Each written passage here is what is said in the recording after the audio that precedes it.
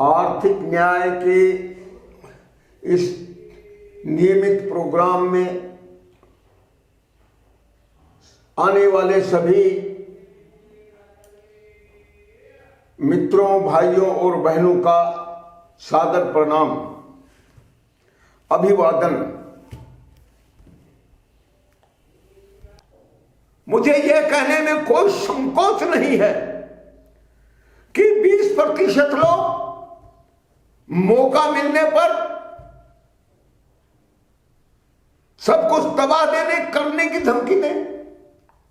80% लोगों की उदारता को उनकी कमजोरी समझ बैठे और खुलेआम ललकार कर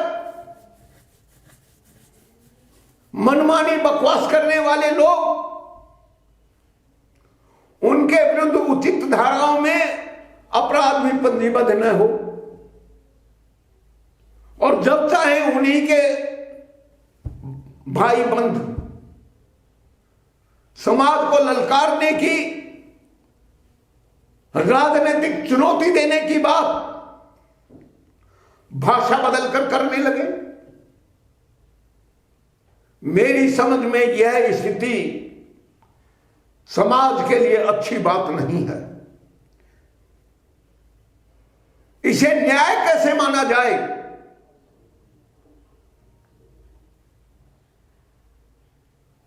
कौन कहता है यह न्याय होगा? कौन कहता है इससे मानवता मजबूत होगी?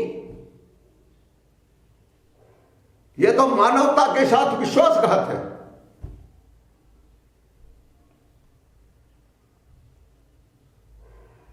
संप्रदाय के आधार पर अलग अलग देश मांगने वाले, भारत माता के टुकड़े करने वाले लोग अब उसकी इज्जत के ऊपर सीधे हाथ डालने की कोशिश कर रहे हैं। यह सरेआम दिखाई पड़ रहा है।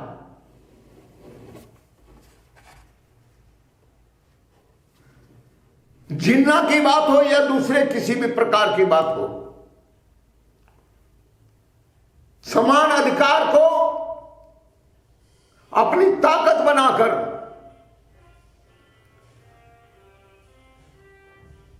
यदि विघटनकारी तत्व मजबूत होते हैं तो मेरी समझ में उनके वोट देने के अधिकार को समाप्त करने के लिए कोई देर नहीं करनी चाहिए।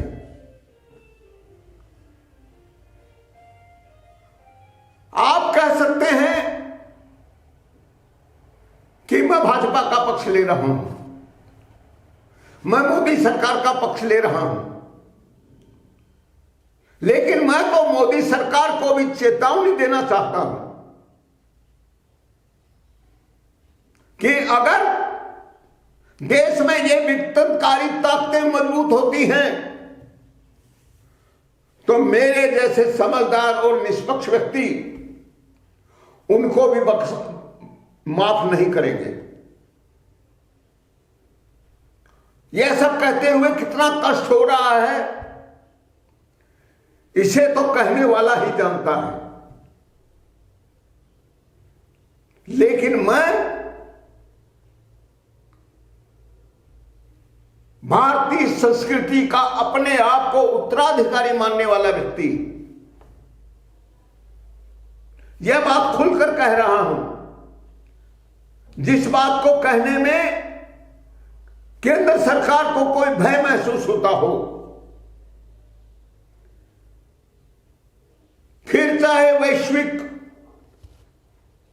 पूंजीवाद की गिरफ्त में पड़ी हुई केंद्र सरकार सत्ता जाने के भय से कहने में हिचकती हो, लेकिन मुझे कोई हिचक नहीं है। और इस अलगाववादी मानसिकता को जो इस्लाम के नाम पर कलंक है, ,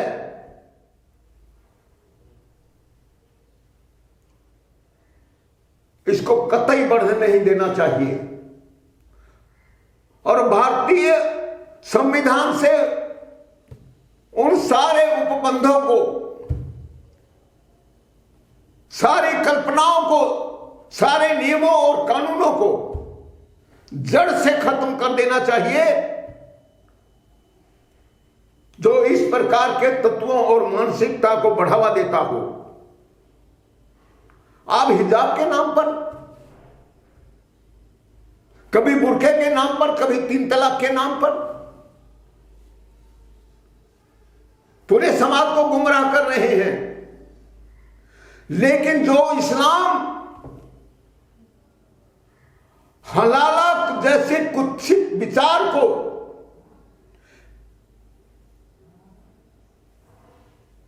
स्वीकार करता हो, उसका कोई भी विशेषज्ञ, कोई भी सबसे बड़ा विद्वान कभी नहीं बताता कि हलाला का अर्थ क्या है। और मैं समझता हूं जो हलाला को पवित्र मानता है, जो हलाला को बनाए रखना चाहता है,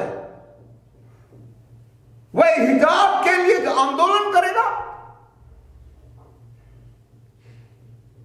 उनके ऊपर समाज को के साथ खिलवाड़ करने का कठोरतम अपराध दर्ज होना चाहिए। यह कोई मजाक की बात नहीं हो सकती।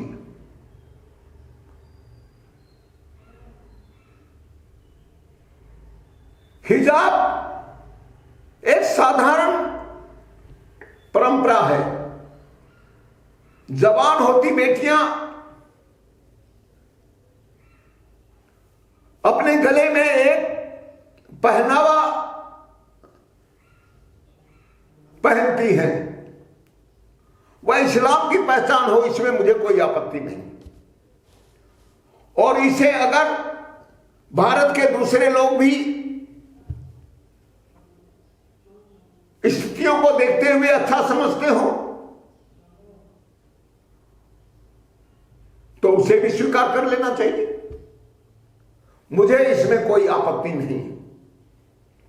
लेकिन हिजाब हमारा जन्म सिद्ध अधिकार है। यह मेरा धार्मिक अधिकार है। यह हमारा राजनीतिक अधिकार भी है। इस प्रकार की कुत्सित भावना के द्वारा यदि एक भी प्रकरण सामने आता है तो भारत सरकार को उसकी उपेक्षा नहीं करनी चाहिए, क्योंकि भारत की सुरक्षा की और एकता को बनाए रखने की जिम्मेदारी उसी की है। और अगर मेरी बात पूछें तो प्रांत सरकारों को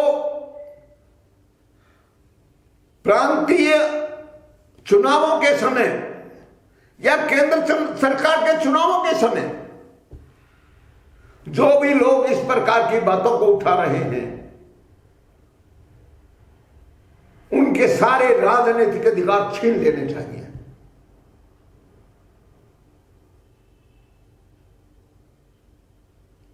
अपने आप को समाजवादी कहें या गरीबों की सरकार, गरीबों के हिमायती कहें, इससे क्या फर्क पड़ता है?